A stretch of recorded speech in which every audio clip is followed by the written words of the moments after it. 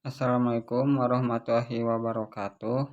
Video ini dibuat untuk memenuhi syarat tugas mata kuliah konsentrasi SDM dengan dosen pengampu Bapak Pulung Puryana, SE, Perkenalkan, nama saya Ripan Hilmi dari kelas F1 Manajemen dengan NPM 101205007.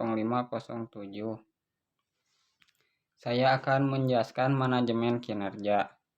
Definisi dari manajemen kinerja adalah cara-cara melalui mana para manajer menjamin bahwa aktivitas-aktivitas dan hasil-hasil karyawan sesuai dengan tujuan organisasi. Sistem manajemen kinerja terdiri dari 3 bagian: pendefinisian kinerja, pengukuran kinerja, dan pemberian umpan balik informasi kinerja. Pertama, mendefinisikan kinerja. Sistem manajemen kinerja mengkhususkan aspek mana dari kinerja relevan dengan organisasi, terutama melalui analisa pekerjaan. Kedua, pengukuran kinerja. Sistem manajemen kinerja mengukur aspek-aspek dari kinerja tersebut melalui penilaian kinerja yang merupakan metode satu-satunya bagi pengelola kinerja karyawan.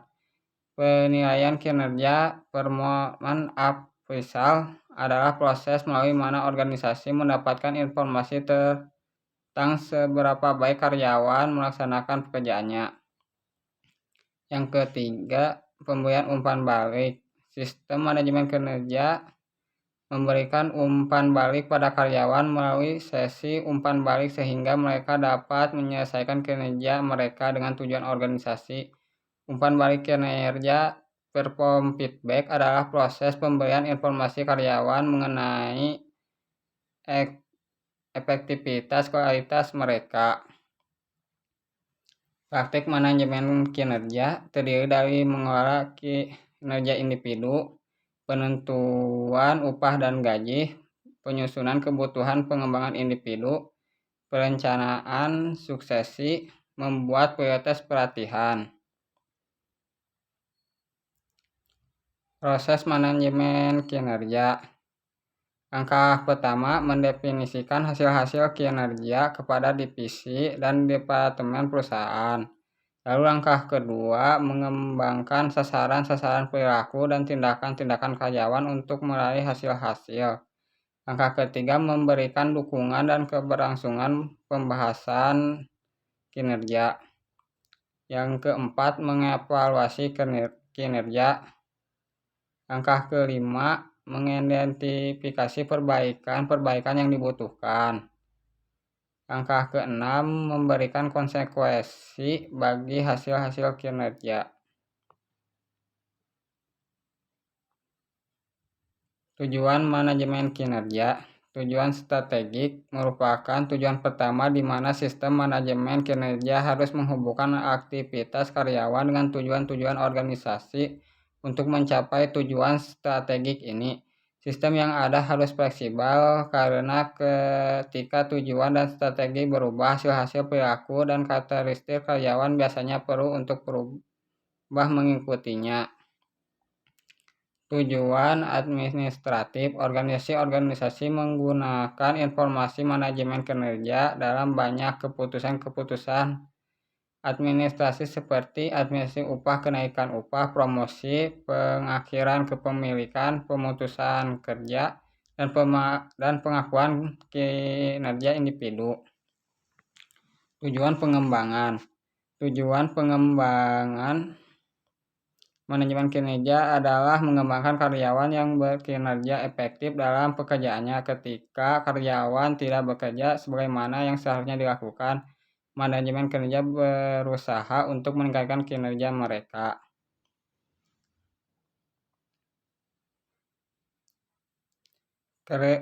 Kriteria efektivitas manajemen kinerja. Direction sharing, mengkomunikasikan tujuan tingkat tinggi organisasi ke seluruh organisasi dan kemudian menerjemahkan ke dalam tujuan setiap departemen. Role classification, menegaskan peranan setiap karyawan terkait dengan pekerjaan sehari-hari.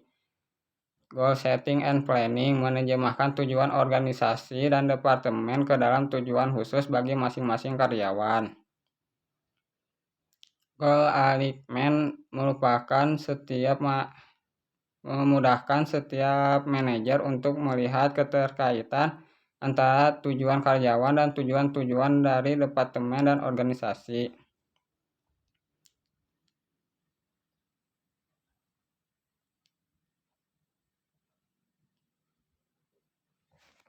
Sistem manajemen kinerja harus satu berkaitan langsung dengan strategi perusahaan. Yang kedua, variabel diukur secara non finansial. Ketiga, fleksibel dan bervariasi tergantung lokasi perusahaan. Yang keempat, dinamis dan selalu diperbarui seiring perubahan zaman. Yang kelima, sederhana dan praktis, mudah dilaksanakan. Yang keenam, memungkinkan adanya umpan balik yang cepat bagi operator dan manajer yang bertanggung jawab melaksanakan proses perbaikan. Yang ketujuh, ditujukan untuk proses perbaikan.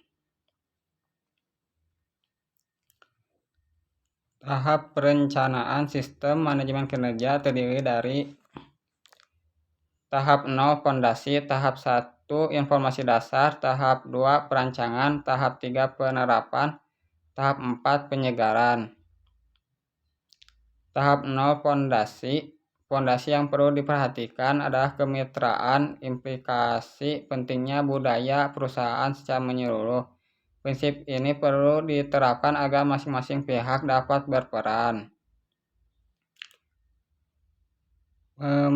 Pemberdayaan seluruh karyawan, kesadaran pemimpin pada level manajerial ke atas. Misalnya produk cacat, admin hemat kertas, pelayanan ramah, perbaikan kinerja yang terintegrasi. SMK dijalankan oleh seluruh karyawan. Tim yang mandiri, penerapan SMK diberi kepercayaan otoritas variabel yang ditetapkan.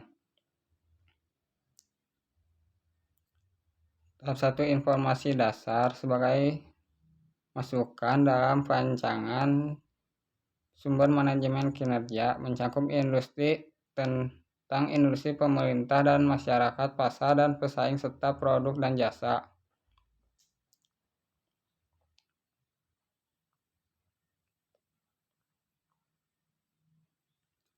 Cukup sekian penjelasan dari saya. Mohon maaf bila ada kesalahan kata atau lainnya. Wassalamualaikum warahmatullahi wabarakatuh.